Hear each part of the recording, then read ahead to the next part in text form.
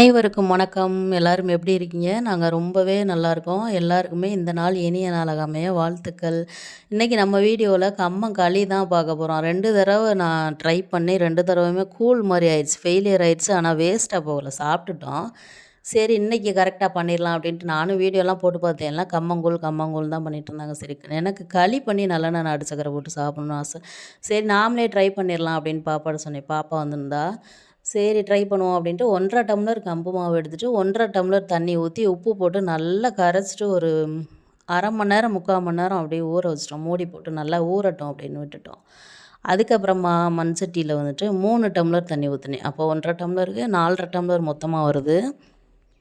3 tumbler தண்ணி ஊத்திட்டு, அந்த தண்ணி நல்லா கொதிச்சு வந்தோடனே என்ன பண்ணேன்னா, 1 டம்ளர் வந்துட்டு எதுக்கும் எடுத்து வச்சுட்டேன். எடுத்து வச்சிடலாம் அப்படின்ட்டு.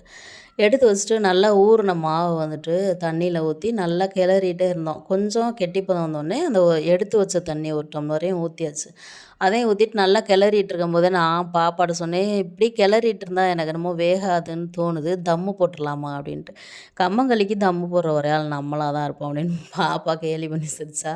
ட்ரை பண்ணி பார்ப்போம் சக்ஸஸ் ஆகும்னு தோணுது அப்படின்னு சொன்னேன். சரி ட்ரை பண்ணுவோம் அப்படின்னா என்ன பண்ணோம், சிம்மில் அடுப்பை வந்துட்டு நல்லா சிம்மில் வச்சுட்டு களியை வந்துட்டு ஒரு மூடி போட்டு மூடி மேலே வெயிட் வச்சுட்டு ஒரு 15 நிமிஷம் ஓப்பன் பண்ணவே இல்லை. என்ன ஆனாலும் சரி பார்ப்போம் அப்படின்னு சொல்லிட்டு விட்டுட்டோம். காலையில் எழுந்திரிச்சோடனே சுட சுட எங்கள் நனிமா பண்ணி கொடுப்பாங்க. சுட சுட பண்ணி நல்லெண்ணெய் நாட்டு சக்கரை இல்லாட்டி கருவாட்டு குழம்பு வச்சு கொடுப்பாங்க. சூடாக பண்ணி சாப்பிட்றதுக்கு பேர் களி. அதை உருண்டை உருண்டையாக உருட்டி மதியத்துக்கு மோர் ஊற்றி கரைச்சி குடிக்கிறதுக்கு பேர் தான் கூழ். நிறைய பேர் எடுத்தோடனே டைரெக்டாக கூழ் தான் குடிக்கிறாங்க. அதை அப்படி பண்ணக்கூடாது. சூடாக இருக்கும்போது களி சாப்பிட்டுட்டு அதுக்கப்புறமா தான் கூழ் குடிக்கணும். அது வந்துட்டு நிறைய பேருக்கு தெரியல. நாங்க வந்துட்டு 15 நிமிஷம் கழிச்சு எப்படி வரப்போதோ ஏதோன்னு சொல்லிட்டு திறந்து ஓப்பன் பண்ணி பார்த்தா, களி அப்படியே உருண்டு திரண்டு அப்படி வந்துருந்துச்சு. என்னாலே நம்ப முடியல. என்னடா இது அப்படின்ற மாரி இருந்துச்சு. நல்லா உருண்டு திரண்டு வந்துருந்துச்சு.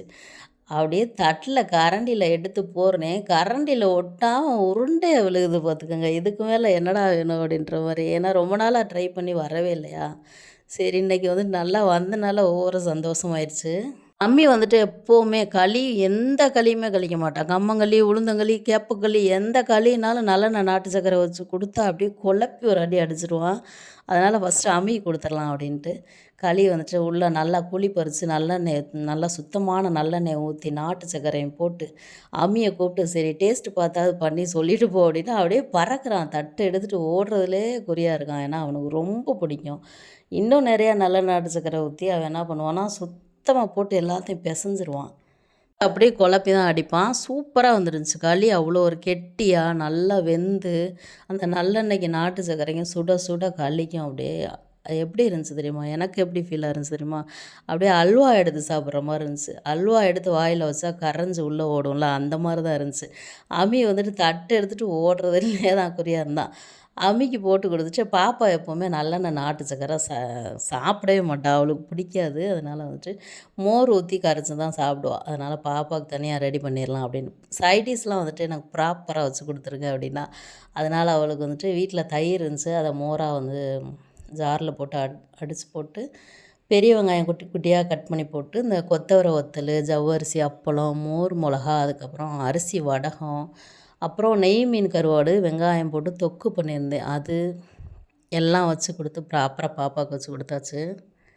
பாப்பாவும் டேஸ்ட் பண்ணி பார்த்துட்டு சூப்பராக இருக்குது அப்படின்ட்டா. நாங்கள் 1/2 கிலோ பாக்கெட்டில் பாதி தான் போட்டோம். பாதிக்கே வந்துட்டு 3 பேத்துக்கு இருந்துச்சு. 3 உருண்டை நல்லா பெரிய பெரிய உருண்டை கரெக்டாக இருந்துச்சு 3 பேத்துக்கு. பாப்பாவும் ஹாப்பி ஆகிட்டா.